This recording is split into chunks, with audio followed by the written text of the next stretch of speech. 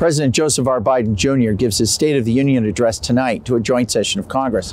Biden's goal is to reboot his administration, which has been buffeted in its first year by inflation, recurring COVID-19, and international crises. Grover Norquist, the president of Americans for Tax Reform, told the Star News Network what to expect from the president's speech tonight. Because his polling numbers are down, because people blame him for inflation and blame him for energy costs, he needs to redirect the entire discussion between now and election.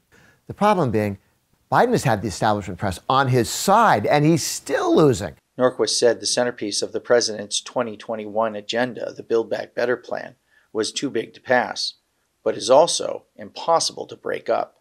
Biden's goal was a $5 trillion spending plan over a 10-year period.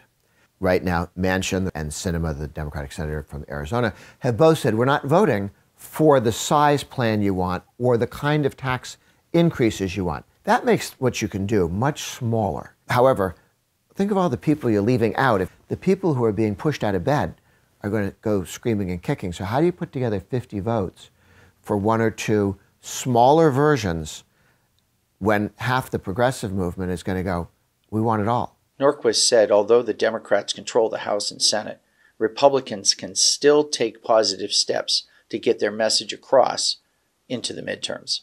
The Republicans are in a tough position because they don't have a majority in the Senate, ever, unless you get Democratic votes, and you have no majority in the House. You can, in the Senate, force certain votes that at least put people on record as to where they are going in the next election, to see how many votes you can get, to put people on the record, and then to say, here are the 3 or 4 things that we would do if we had a majority. In the morning, the President and First Lady Jill Biden fly to Superior, Wisconsin, where they will begin the process of rallying support for his new legislative program. Reporting for the Star News Network in Washington, this is Neil W. McCabe.